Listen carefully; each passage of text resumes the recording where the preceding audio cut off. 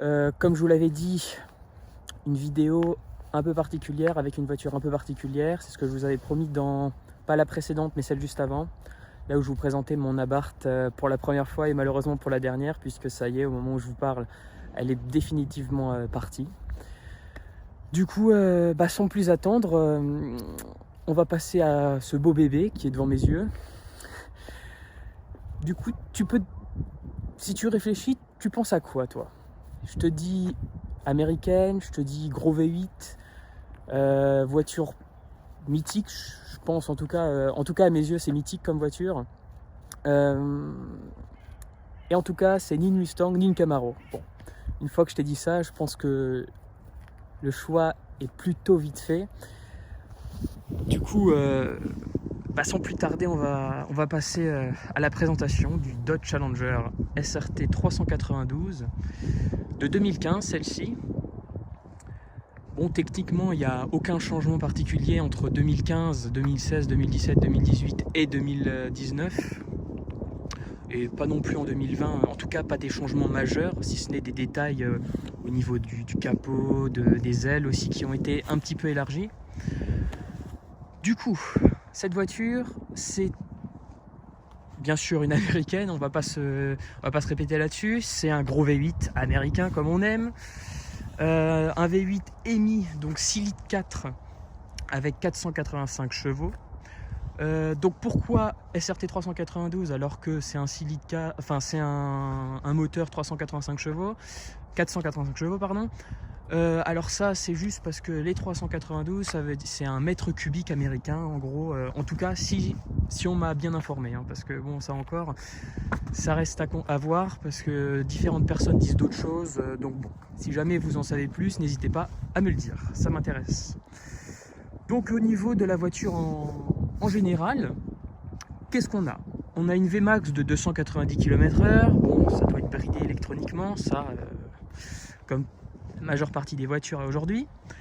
On a un 0 à 100 en moins de 5 secondes, donc c'est plutôt sympa, hein, pas se le cacher. On va tout de suite parler du truc qui fâche, mais bon, si t'achètes cette voiture, c'est pas ça en tout cas qui doit te faire freiner. C'est la consommation. Bon, au niveau de la consommation, on a quoi? Alors, on a une différence. On a les chiffres annoncés par le constructeur. C'est en ville dans les 15 litres 7 et sur autoroute dans les 9 litres et demi. Tout ça avec bien sûr une boîte manuelle, enfin une boîte automatique, pardon. C'est ce qu'il y a donc sur cette voiture. Après, si tu regardes dans la pratique, tu retrouves des consommations un petit peu différentes, hein. On va plutôt être sur du 12 litres en autoroute, minimum, hein, si tu roules vraiment pépère, et sur du 17-18 litres. Après, ça dépend de ta conduite, encore une fois, en ville, hein. Après, autrement, donc niveau de boîte de vitesse, on a une boîte de vitesse automatique à 8 rapports, la manuelle est à 6 rapports. Quelques données techniques encore au niveau du poids. On retrouve un poids à vide qui est de 1900 kg et un poids maximum, donc quand elle est vraiment blindée, de 2400 kg, donc 2 tonnes 4. Ça t'explique, bon ça c'est le truc américain quoi, tu vois, le bon gros machin avec un bon gros moteur. Mais bon, ça n'empêche pas que ça marche très bien. Au niveau des dimensions encore, bon ça c'est tout ce que je te dis là en fait, c'est les chiffres où voilà, c'est ce qui te montre que c'est une américaine et c'est pas toutes les voitures européennes comme tu as l'habitude, C63 ou ce genre de choses. Au niveau des dimensions, on a du 1m40 de haut, bon ça voilà, c'est tout ce qui est coupé sportif. On a au niveau de la largeur 1m9, ça commence à devenir intéressant. Et le plus insolent, si je puis dire, c'est au niveau de la longueur, puisqu'il y a 5 mètres de long. C'est plutôt un beau camion, on va dire, hein. Avec ça, tu pars en balade, tu pars en vacances, tranquille. Je te montrerai après le coffre, il y a de la place. Au niveau du réservoir, c'est un 70 litres. Donc tu peux mettre bien de l'essence dedans pour faire plus ou moins de kilomètres en fonction de ta conduite, encore une fois. Le volume du coffre, justement, on en parlait, pour partir en vacances, il est de 459 litres. Au niveau de l'extérieur, du coup, alors, avant c'est pas la couleur d'origine sur cette voiture, elle a un covering. Sa couleur d'origine, c'est un noir intense, si je me souviens bien. Avec les jantes qui n'étaient pas non plus de cette couleur à la base. Là, elles ont été repeintes en gris satin un petit peu. C'est pas du brillant, c'est pas du mat, pardon. Voilà, c'est entre les deux. Du coup, on retrouve ces jantes qui sont plutôt sympas, encore une fois, avec donc c'est du 20 pouces bien sûr, avec des étriers énormes et des freins Brembo. Ça freine bien en tout cas. Hein. Tout ce que tu demandes, c'est la puissance et le freinage, et je peux dire que pour arrêter les 2 tonnes 4, c'est plutôt efficace. Après ça, on retrouve donc, pour en finir avec la couleur, après l'avoir laissée en noir pendant 4 ans précisément, ouais. Elle a été passée l'année dernière avec un covering donc noir satin pour lui faire une gueule encore plus violente, voilà, surtout comme ça là. Ensuite, au niveau des différences, si tu te demandes, tiens, tu vois demain une Dodge, tu te dis qu'est-ce que c'est? C'est une SRT, une SRT L4, une SRT 392, une RT, une SXT, enfin bref. Là, au niveau de ce modèle, ce qu'il y a de particulier sur la SRT 392, c'est que tu as un capot avec une seule entrée d'air à l'avant. Pour la L4, tu en as 2 supplémentaires de chaque côté de la bouche de l'ouverture sur le capot. Ensuite, pour la L4, tu n'as pas de veilleuse d'anti-brouillard, pardon. Et au niveau du bouchon fuel là que tu vois, normalement sur la L4 il est en noir mat si je me trompe pas. Le reste derrière c'est toujours un petit peu la même chose. Au niveau de l'extérieur, tu as tout ce qui est sécurité et aide à la conduite à l'avant, avec le petit capteur que tu vois à l'avant, juste ici. Donc tout ce qui est régulateur adaptatif, etc. Ensuite, bon, tu as dans les rétroviseurs, tu sais, les trucs spéciaux anti-collision ou angle mort, pardon, voilà. Ensuite, tu as au niveau de l'arrière une caméra de recul qui est intégrée dans le béquet, ça rend plutôt bien, juste ici. Après, autrement, elle a des feux full LED, donc la nuit, encore une fois, c'est très joli. Et quand les feux sont allumés à l'avant, je vous montrerai après, ça donne une tête vraiment sympa, vraiment agressive. Au niveau, elle est full option celle-ci, hein, elle a le toit ouvrant. Au niveau de l'arrière, on retrouve des échappements, 2 doubles sorties d'échappement. Alors ce sont des échappements à clapet automatique. Donc en fonction des modes de conduite que tu mets, etc. Ou en fonction aussi de l'intensité que tu vas mettre dans la pédale en accélérant. T'as un truc sympa que je vais te montrer encore avant de rentrer dans la voiture. Alors, donc ça, c'est la clé. Et du coup, si tu appuies 2 fois, voilà. Donc la voiture, elle démarre toute seule. Démarrage à distance. Si jamais tu veux la faire chauffer avant de partir faire le fou sur la route. Donc voilà, au niveau de la tête à l'avant, 4 LED lumineux qui restent allumés donc constamment, avec les rappels d'éclairage sur les côtés, à l'avant et à l'arrière. Ça c'est plutôt typiquement américain, qu'on retrouve aussi sur les Mustang et les Camaro. Au niveau de l'arrière, ouais, donc encore une fois tu vois les LED, et je te laisse écouter.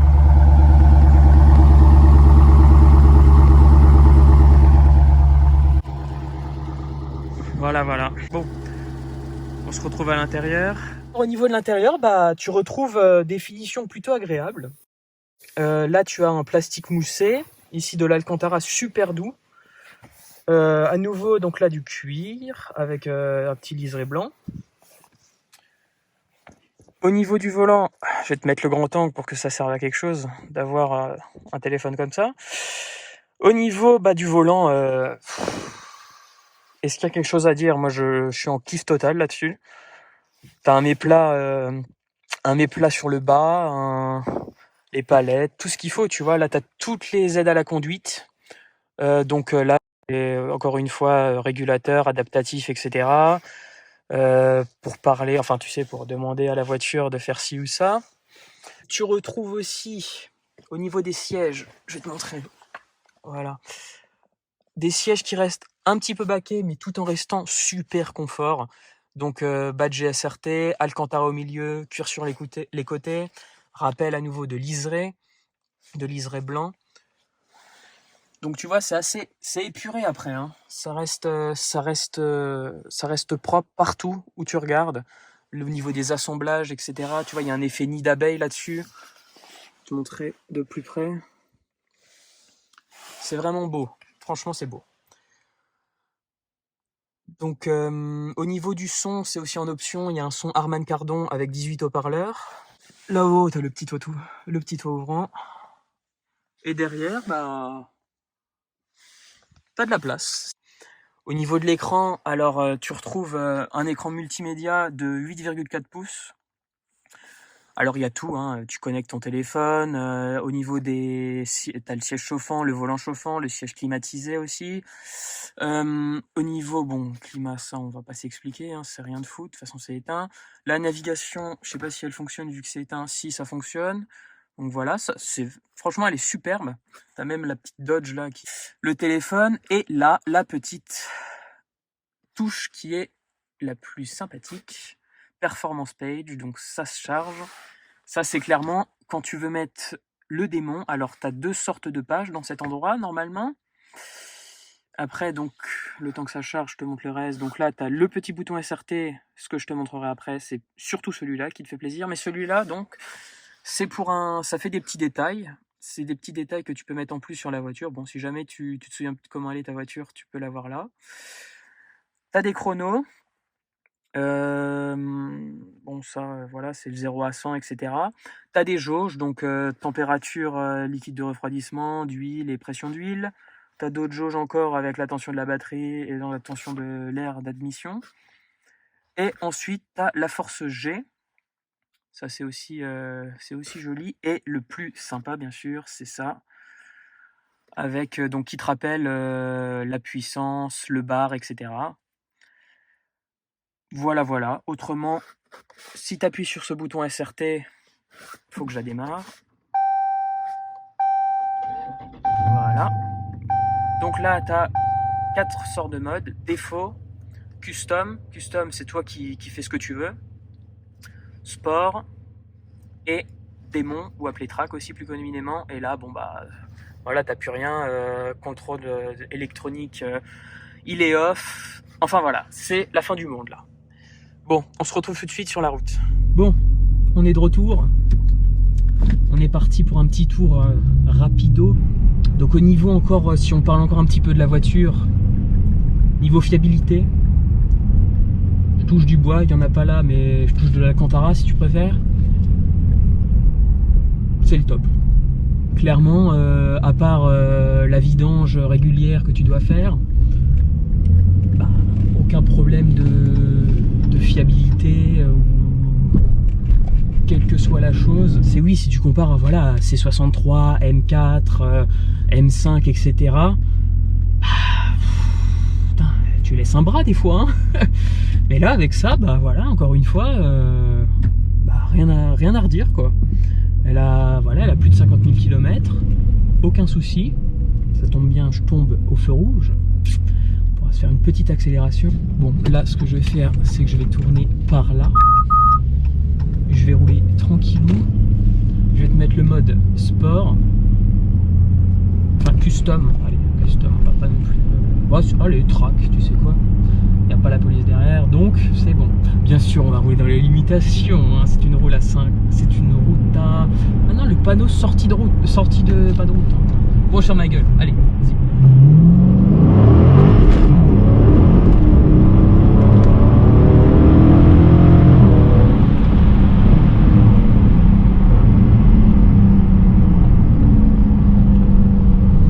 Est-ce qu'il y a quelque chose à dire?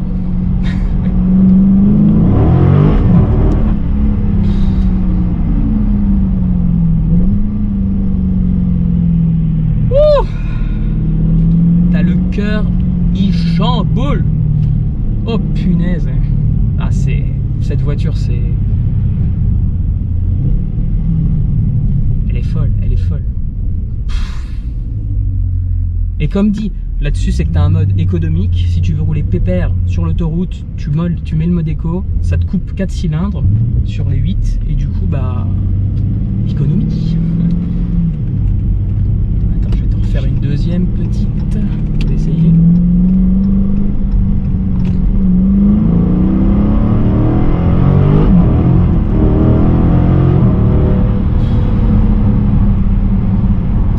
Troisième, elle part encore. Oh là là là là là. C'est la magie de la propulsion, ça. Je te rassure, c'est qu'en mode track, c'est comme ça. Hein. Autrement, si tu roules en mode défaut, ça va pas faire autant de dérapage. Pareil. Voilà. On va prendre le rond-point, on va éviter d'accélérer hein, parce que j'ai pas envie de terminer en saucisse. Surtout qu'il y a plein de gens qui sont sur la route à cette heure-ci. Ça, tu vois ce que tu as entendu, c'est l'avertisseur d'angle mort.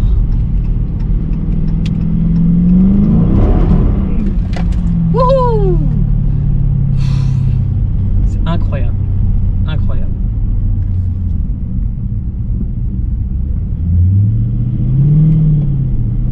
Et tu vois, voilà, là je remets en auto, je remets en défaut. Donc quand tu passes entre le mode défaut et le mode sport ou track, tu as la direction qui se durcit, en tout cas de ce que je ressens. Hein. Les niveaux, le passage des rapports, bon, là tu as la ceinture qui s'est coincée, le passage des rapports qui est différent, ça monte plus haut, ça rétrograde aussi plus haut, la suspension aussi qui se durcit, voilà, et aussi le mode. Toute la gestion de la traction qui change en fait. Comme je t'ai montré tout à l'heure, tu as le mode street où tu vas, voilà, t'es au paradis, c'est oui et toute la folie. Après tu as le mode sport, là tu vois ça commence à devenir sérieux, et tu as le mode track où là bah comme tu as vu hein, ça part partout et voilà.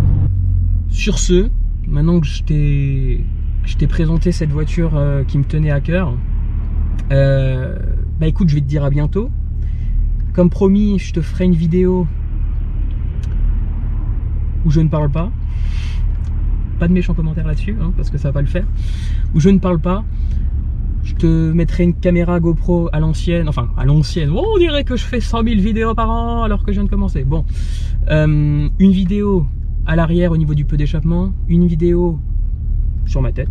Je cherchais où, mais voilà, sur ma tête. Et la troisième, je verrai si je la cache, si je la carre quelque part. Voilà, on verra. Et puis voilà, je te ferai une petite vidéo plutôt sympa. Plutôt sympa. Et je dis vraiment trop de fois ce terme. C'est incroyable. Bon, on s'en fout.